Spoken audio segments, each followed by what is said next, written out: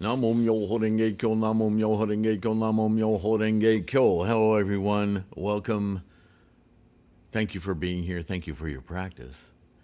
We're going to approach, again, some old scholarship, just because we run into these terms even in our modern practice of Buddhism as we read different translations, as the Hurwitz translation of the Lotus Sutra. We run into these terms, and I certainly, in my years of practice, would run into these terms, and I think, well, are these more scholarship from Shakyamuni, or are they, tangent schools, more research? Where do they come from?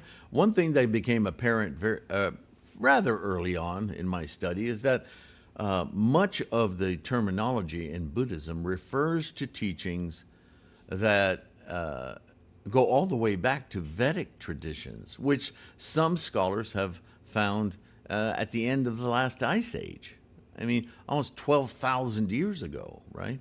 And they are slowly, over thousands of years, incorporated into Brahmanic sects and Hinduisms. Yeah, very many schools of what falls under the rubric or the umbrella term of Hinduism, and various offshoots from that, right? Including Jainism, and which is associated very much with Buddhism, but very much glued to the idea of soul, reincarnation, enduring selves. So it's not Buddhism for that very profound reason. But that kind of thinking was endemic to the Indian country and all of its various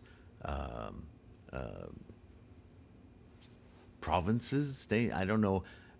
Actually, I have to confess, I'm not sure how they divide up, but the country has very many different identities. So don't make this mistake of a typical Westerner who thinks all Indian people, Asian Indian people, are, of one country. Yes, they are of one country, but their country has vast differences in different areas, different cultures, different languages, right? So, all of that is to say that when we use the term Agama Sutras, we are talking about teachings or sutras that span a huge swath of time, and they're not strictly Buddhist, but they were incorporated into Buddhism, much as I was about to say, many words in Buddhism were quite revolutionary in Shakyamuni's day because he either modified their meaning or expanded their meaning or outright controverted their meaning. Like we've talked about karma before as something that was really put upon you, like a destiny that was given to you by the elders, like they knew. Whereas complete flip of that with Shakyamuni is karma is of your self, your instantiation. It's all you, and it's up to you to influence it in a path that you find more life affirming, that affirms your existence of your karmic amalgam in a positive or constructive way rather than deconstructive, which is where we head with samsaric attachment. Yeah, that's the dividing line in Buddhism. Well, that certainly wasn't the way that karma was considered before Shakyamuni. It scared and angered many people, including those in control. So Shakyamuni was not a friend to all. He was seen as quite a revolutionary and a threat, in fact. So think of that as we discuss the Agama in this installation of Buddhism Reference Volume 2. The various Agamas, and this is in Buddhism now. We'll get to Hinduism near the end, but in Buddhism, there are 4 extant collections of Agamas, and one for which we have only references and fragments, the Ksudrakagama. The 4 extant collections are preserved in their entirety only in Chinese translation, although small portions of all 4 have recently been discovered in Sanskrit, and portions of the 4 of the 5 Agamas are preserved in Tibetan. And that goes back to, again, I'll refer to Gandhara and that tremendous find just, I don't know, 20, maybe 40 years ago, but that's pretty recent. The 5 Agamas are the Dirgha Agama, long discourses, corresponds to the Digha Nikaya of the Pali canon, if you can call it a canon. The assembled Pali translations are very guarded by early Buddhists as the words of Shakyamuni, but in fact, they're no different than any of the other translations.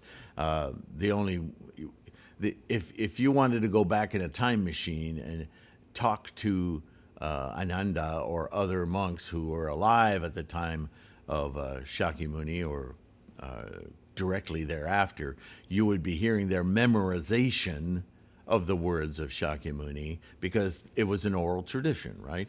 And the closer you get to the source, the more reliable you could understand those memorizations to be.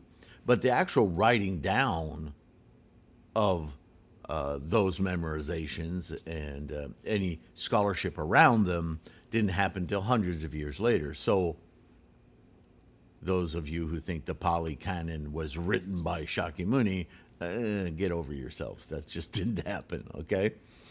A complete version of the Dirgha Agama of the Dharmaguptaka school was done by Buddhayasas and Zhu Funyan in the late Qin dynasty, dated to 413 CE. So this is a full 1,000 years after the extinction of Shakyamuni. It contains 30 sutras in contrast to the 34 suttas of the Theravadan Digha Nikaya. A very substantial portion of the Sarvastavadin Dirgha Agama survives in Sanskrit, and portions survive in Tibetan translation. So it gives you an idea how Buddhism moved around, and these are specifically Agamas within the Buddhist scholarship. We haven't gone beyond that yet. The Madhyama Agama, the middle-length discourses, corresponds to the Madhyama Nikaya of the Pali Canon. A complete translation of a Madhyama Agama of the Sarvastivada school was done by Samgadeva in the Eastern Jin dynasty in 397 to 398 CE. So that's prior to the long discourse. The Madhyama Agama of the Sarvastivada school contains 222 sutras, in contrast to the 152 suttas of the Pali Madhyama Nikaya. So quite a vast difference there, yeah? Portions of the Sarvastivada Madhyama Agama also survive in the Tibetan tradition. The Samyukta Agama, the connected discourses, corresponds to the Samyutta Nikaya of the Theravada school. A Chinese translation of the complete Samyukta Agama of the Sarvastivada school was done by Gunbadar in the Song state, dated to 435 to 443 CE. Portions of the Sarvastivada Samyukta Agama also survive in Sanskrit and Tibetan translation. In 2014, the collation and annotation of Samyukta Agama, Chinese version, written by Wang Jingwei and Jin Hui, was published in China. There is also an incomplete Chinese translation of the Samyukta Agama, Taisho 100, of the Kashyapya school by an unknown translator from around the 3 Jin period, 352 to 431 CE. That's a wide berth. A comparison of the Sarvastivadin, Kashyapya, and Theravadan texts reveals a considerable consistency of content, although each recension contains text not found in the others. Interesting. The Ekottara Agama, our numbered discourses, corresponds to the Aguttara Nikaya of the Theravada school. A complete version of the Ekottara Agama was translated by Dharmanandi of the Fu Chin state and edited by Gautama Shamgavdeva in 397 to 398 CE. So within a 100-year period, a lot of this was translated into Chinese, yeah?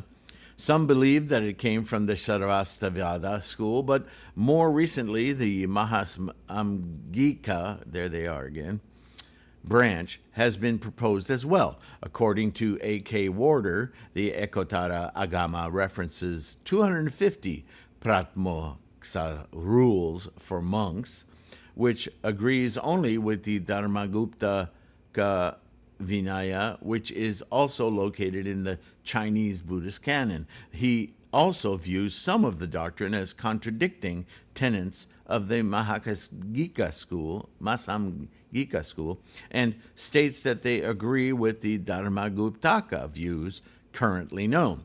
He therefore concludes that the extant Ekottara Agama is that of the Dharmaguptaka school.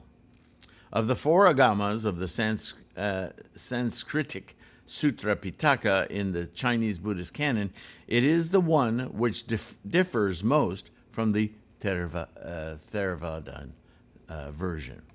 The Ekottara Agama contains variants of such standard teachings as the Noble Eightfold Path. According to Kyon, there is considerable disparity between the Pali and the Chinese versions, with more than 2/3 of the sutras found in one but not the other compilation, which suggests that much of this portion of the Sutra Pitaka was not formed until a fairly late date. So inclusions of schools wanting to see their idea of precepts and behaviors and so forth inculcated into what falls under this rubric of the Agama, right? There's quite a similarity between this and what we spoke of in the last video on the Abhidharma, isn't there? The Ksudraka Agama, the minor collection, corresponds to the Kudaka Nikaya and existed in some schools. The Dharmagupta, in particular, had a Ksudraka Agama.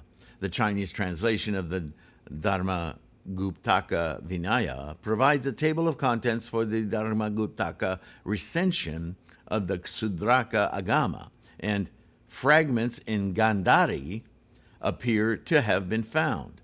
Items from this Agama also survive in Tibetan and Chinese translation, 14 texts in the latter case. Some schools, notably the Sarvastivada, recognized only 4 Agamas.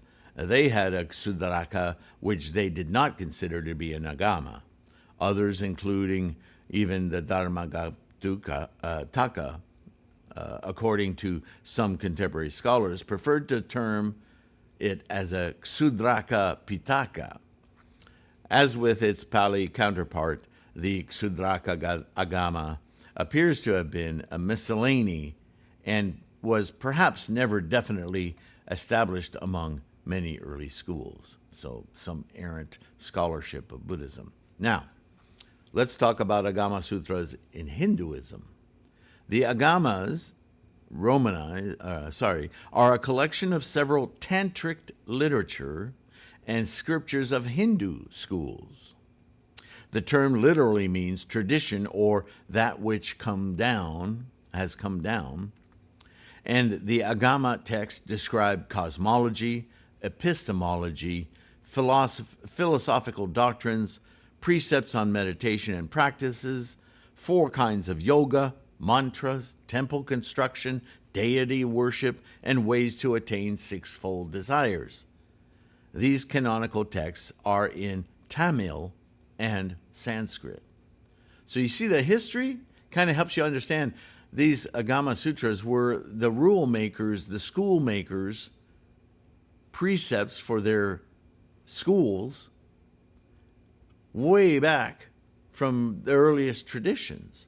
So culturally, you can see how this format, this need for formalizing, slipped right into Buddhism, didn't it? That's not strictly Buddhist. It's not Shakyamuni's teaching, but it is a way of formalizing how to practice, learn, conduct yourself as a monk leaving the household life to learn and practice Shakyamuni's teachings.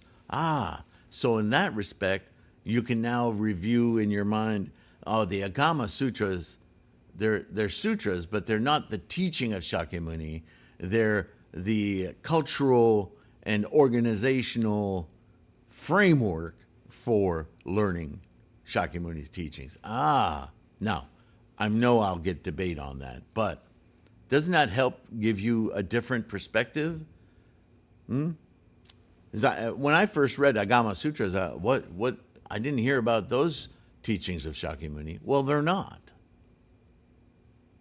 But they're incorporated into the scholarship of practicing Shakyamuni's teachings. So at first glance, it could be very confusing, yeah?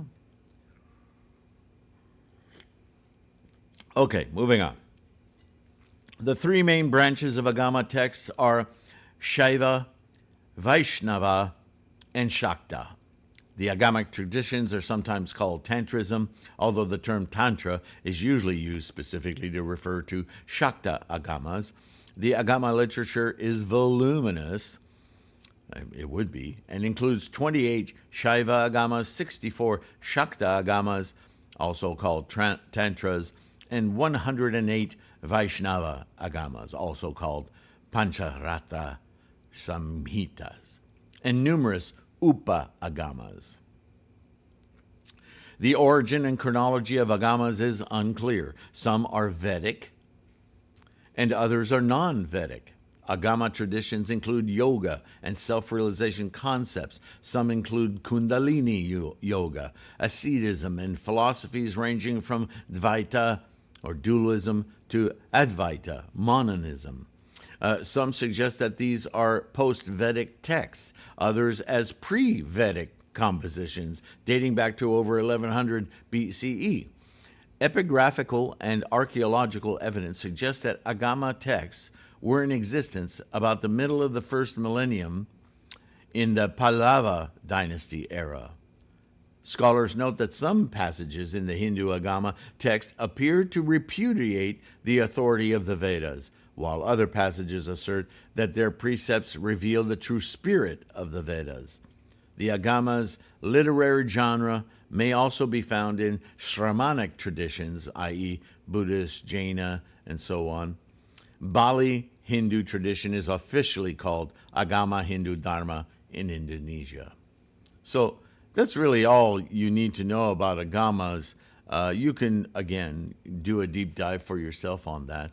But just to note that as we run into these terms, they have deep-seated histories, and a lot of these histories, cultural histories, they get dragged into and shoehorned into Buddhism, but that doesn't mean that they are Buddhist teachings. They are formalizations of behavior and constructs of organizations and schools that might help one modern Buddhist, like you and I, understand how these cloistered groups studying and dedicating their lives to Shakyamuni's teachings might have formalized their practice, right? Their study.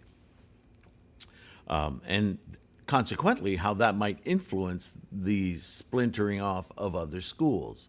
So over hundreds of years, you can imagine how difficult it would be to sift through all of that information to find the kernel of truth, of maybe not just truth, but the actual teachings of Shakyamuni's sermons. Yeah. But it does happen. It does come through. And we see in the history of Buddhism these marked scholars like Nagarjuna, like Vasubandhu. Even though it wasn't all of Vasubandhu's life, there was a period in his life where, he had his Renge moment, yeah? And that's why we read about the skandhas and the formations, and so on and so forth, right through to Tendai, Dengyo, Mialo, Nichiren, of course. So don't get too distracted by these other terms, but I think it can be helpful, not for all, but for some of us who love to question things, and we get little kernels of doubt. Hopefully that's helpful for understanding the progression of scholarship throughout Buddhism. Yeah. All right, next term is Amitabha, or Amida. Lots of talk about that, right? Even in modern day Shinto and other practices. And also, as you've heard me say many times, incredibly not Shakyamuni's teachings. Obviously not, but still has millions of adherents. So we'll talk about that next time. In the meantime, savor your practice. Namo Myoho Renge Kyo, right?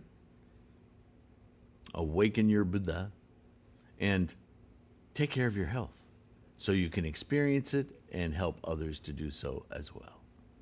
Thank you for listening.